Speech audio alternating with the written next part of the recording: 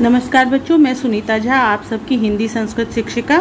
आज हम लोग संस्कृत के त्वा प्रत्यय को पढ़ने जा रहे हैं। त्वा प्रत्यय में आधा क, आधा त और वा है। इसको क का उच्चारण नहीं किया जाता क्योंकि ये आधा है, इसलिए इसके उच्चारण के समय इसको त्वा प्रत्यय ना कहकर त्वा प्रत्यय कहते हैं। तो इसके उच्चारण के बाद अब इसके प्रयोग के बारे में जानते हैं।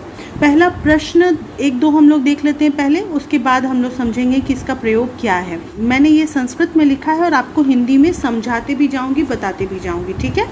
त्वा प्रत्यय किम सूचयति, यानी त्वा प्रत्यय जो है वो असल में क्या बताता है। त्वा प्रत्यय का प्रयोग क्या बताने के लिए किया जाता है।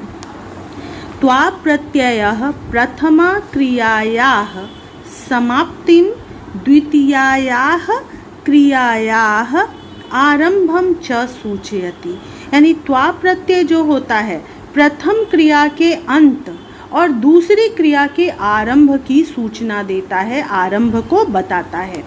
जैसे हिंदी में आपने पूर्वकालिक क्रिया पढ़ी है, उसी को यहाँ त्वा प्रत्यय के द्वारा सूचित किया जाता है। पूर्वकालिक क्रिया मतलब पहले जो क्रिया समाप्त हुई हो मुख्य क्रिया के, ठीक है। जैसे मुख्य क्रिया है सोना, सोने से पहले जो क्रिया की गई वह पढ़कर सो गया, तो ये पढ़कर जो है वो क्रिया खत्म हो चुकी है और फिर दूसरी क्रिया सोने की शुरू हुई है। तो यहाँ पढ़कर जो है उस कर के लिए यहाँ पर त्वा प्रत्यय का प्रयोग किया जाता है। वह स्कूल जाकर पढ़ने लगा, तो स्कूल जाने के बाद जाने की क्रिया वो समाप्त करके पढ़ना शुरू करता है, तो इस जाकर जो है उसके लिए त्वा प्रत्यय का प्रयोग किया जाएगा, यानी ये पूर्वकालिक क्रिया को सूचित करती है, ठीक है। दूसरा प्रश्न है त्वा प्रत्यय कुत्र भवति, त्वा प्रत्यय कहाँ होता है, कहाँ प्रयुक्त होता है। तो उसका उत्तर यहाँ लिखा हुआ है, यदा एक एव कर्ता, एक ही कर्ता जब क्रिया द्वयम वा अधिका क्रिया करोति, दो या उससे अधिक क्रिया करता है, यानी एक ही करता है और एक ही वाक्य में दो या उससे अधिक क्रिया वो कर रहा है।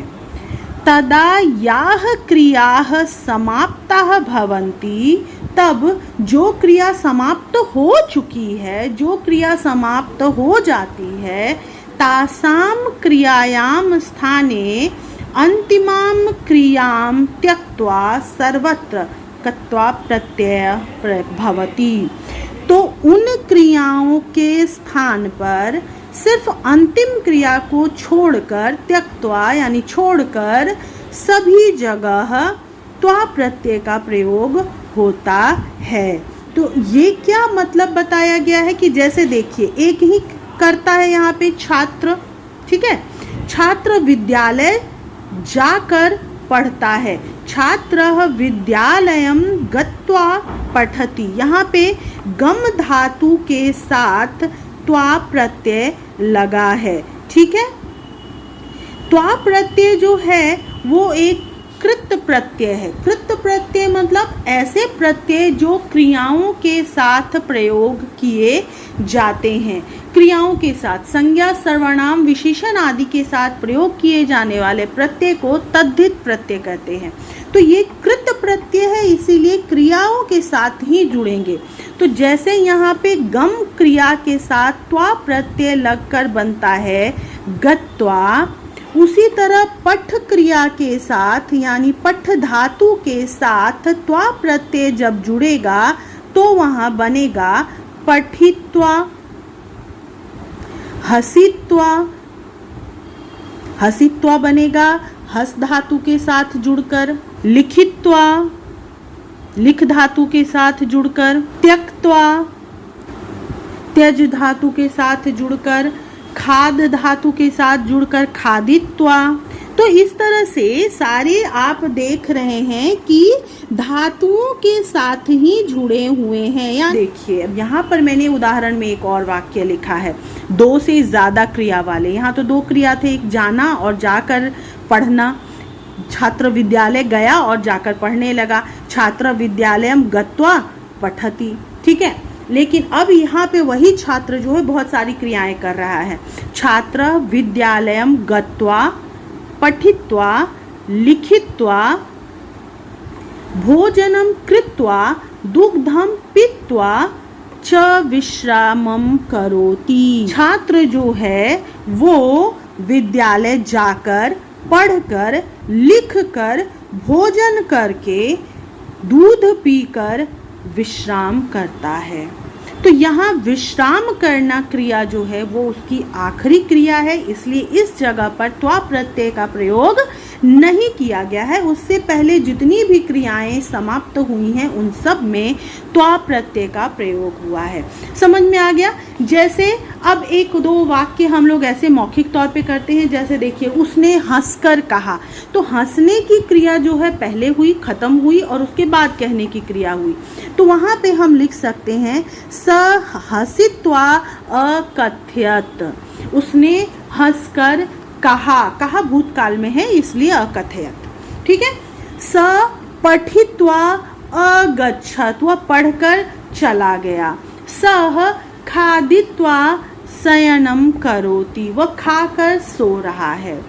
सह क्रीडित्वा आगच्छति, वह खेल कर आता है। तो इस तरह से हमने बहुत सारे वाक्य देखे जिसमें कि दो क्रियाएं हैं, जो कि पहली क्रिया है पूर्वकालिक क्रिया, उसमें त्वा प्रत्यय का प्रयोग हुआ है, और उसके बाद समापिका क्रिया है तो उसमें सामान्य क्रिया का रूप लिखा गया हुआ है। बच्चों यहाँ देखिए, यहाँ पे बहुत सारे धातु और धातुओं के साथ त्वा प्रत्यय का प्रयोग भी मैंने दिखाया है चित्र के माध्यम से। इनको रिवाइज कर लीजिएगा, याद कर लीजिएगा। वाक्य बनाने की आप खुद से कोशिश कीजिएगा। छोटे छोटे वाक्य पहले बनाइए। वह हंसकर बोला, वह जाकर बोला, उसने जाकर पढ़ा, इस तरह के छोटे छोटे वाक्य हिंदी में बनाइए और उनको फिर ट्रांसलेट कीजिए। तो आप प्रत्यय का प्रयोग आपको समझ में आ जाएगा। अब इसके बाद है, इसी से संबंधित है ल्यप प्रत्यय। तो ल्यप प्रत्यय जो है वो भी त्वा प्रत्यय के तरह ही होता है, और त्वा प्रत्यय की तरह ही ल्यप प्रत्यय भी प्रथमा क्रिया की समाप्ति और द्वितीय क्रिया की आरंभ बताती है। लेकिन यहाँ पर जिस क्रिया में जो क्रिया का खात्मा होता है, जो क्रिया समाप्त हो जाती है, या क्रियाया समाप्ता भवन्ति, और उस क्रिया में पहले उपसर्ग जुड़ा हो, तो वहाँ पे त्वा प्रत्यय का प्रयोग नहीं होता है, बल्कि ल्यप प्रत्यय का प्रयोग होता है। यानी कि क्रियाएं वही होंगी, पूर्वकालिक ही क्रिया होगी, लेकिन उस क्रिया के साथ, उस धातु के साथ उपसर्ग जुड़ जाएगा, तो वहाँ पे त्वा प्रत्यय प्रयोग ना करके ल्यप प्रत्यय का प्रयोग होगा। जैसे गम के साथ त्वा जुड़कर गत्वा हुआ था, लेकिन गम धातु में अगर आ उपसर्ग जुड़ गया तो ये क्या हो जाएगा? आगम, यानी आना, और उसमें फिर ल्यप प्रत्यय का प्रयोग होगा। तो क्या हो जाएगा?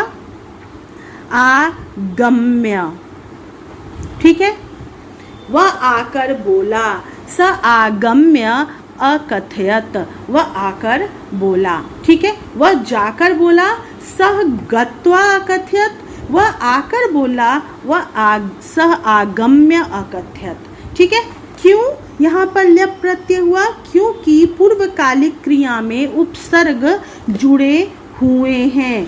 उपसर्ग जैसे ही किसी भी क्रिया के साथ जुड़ जाएगा, उसी तरह वो ल्यप प्रत्यय में आ जाएगा। जैसे प्राज्वल्य, मतलब जलाकर। ठीक है। इसमें प्र उपसर्ग है, ज्वल धातु है, और फिर ल्यप प्रत्यय लगा तो प्राज्वल्य, यानी प्रज्वलित करके। ठीक है। स दीपम प्राज्वल्य दर्शयति, मतलब वह दीप को जलाकर दिखाता है। ठीक है। इसी प्रकार से स्था धातु में उत अगर लग गया तो वो हो जाएगा उत्थाय। स्था धातु, उत उपसर्ग, ल्यप प्रत्यय, तो क्या हो जाएगा? उत्थाय। वह उठकर बोला। स उत्थाय वदति, या अवदत। ठीक है, अब यहाँ पे हसित्वा तो था हस धातु के साथ, लेकिन अगर हस धातु के साथ वी उपसर्ग लग जाता है तो यहाँ पर ल्यप प्रत्यय लगाना पड़ेगा, त्वा प्रत्यय नहीं। और फिर हो जाएगा विहस्य, यानी उसने मुस्कराकर, विहस्य मतलब मुस्कराना, स विहस्य अवदत, उसने हंसकर मुस्कुराकर कहा। प्रणम्य, नम धातु अगर सिर्फ है उसमें न त्वा प्रत्यय लगेगा तो वो हो जाएगा नन्त्वा, लेकिन जब यहाँ पे ल्यप प्रत्यय जुड़ेगा तो ये हो जाएगा प्रणम्य। ल्यप प्रत्यय में य शेष रह जाता है और आखिरी वर्ण जो होता है, ये जो है म जैसे था हलंत लगा हुआ, तो यहाँ पे वो आधा ही रहेगा। ल्यप प्रत्यय में सिर्फ य शेष रह जाता है, सिर्फ यही बचता है। आप देखिए यहाँ पे भी सिर्फ य बच गया, यहाँ पर भी सिर्फ य बच गया। आगम्य में भी गम धातु का म आधा है और सिर्फ य बचा हुआ है। प्राज्वल्य में य बचा हुआ है, उत्थाय में य बचा हुआ है। यानी कि ल्यप प्रत्यय का जब हम प्रयोग करते हैं तो सिर्फ य हम लोगों का शेष बच जाता है। ठीक है, फिर से एक बार मैं बता रही हूँ, त्वा प्रत्यय जब एक क्रिया की समाप्ति होती है और दूसरी क्रिया यानी समापिका क्रिया का आरंभ होता है तो उस जगह पर जो क्रिया पहले समाप्त हो चुकी होती है उस पूर्वकालिक क्रिया को त्वा प्रत्यय के साथ सूचित किया जाता है। ठीक है, त्वा प्रत्यय लगाकर मैंने कुछ उदाहरण भी बताएं, जैसे स पठित्वा शयनम करोति। उसी तरह जब ल्यप प्रत्यय होते हैं तो ल्यप प्रत्यय का भी काम वही होता है, पूर्वकालिक क्रिया को दर्शाना, यानी वो क्रिया जो पहले क्रिया खत्म हो चुकी है समापिका क्रिया के, तो उसी को दर्शाती है ल्यप प्रत्यय भी। लेकिन यहाँ पर धातुओं के साथ पहले उपसर्ग जुड़ जाता है। अगर धातुओं के साथ उपसर्ग जुड़ा हुआ हो तो वहाँ पर त्वा प्रत्यय ना लगाकर ल्यप प्रत्यय का प्रयोग किया जाता है। जैसे दा धातु के साथ त्वा प्रत्यय लगता है तो होता है दत्वा, लेकिन अगर दा में प्रत्यय लग जाएगा आ तो यहाँ पर प्रयोग होगा ल्यप प्रत्यय का और ये हो जाएगा आदाय। ठीक है, लप प्रत्यय के प्रयोग में सिर्फ य बच जाता है, त्वा प्रत्यय में आधा त और वा सिर्फ शेष रह जाता है, ये सिर्फ शेष रह जाता है। ठीक है, और धातु में ई की मात्रा जुड़ जाती है। ठीक है, तो बच्चों इस वीडियो में फ़िलहाल इतना ही। ये रहे ल्यप प्रत्यय के कुछ और प्रयोग, और जल्दी ही मिलते हैं नए वीडियो में। फ़िलहाल बाय बाय, टेक केयर।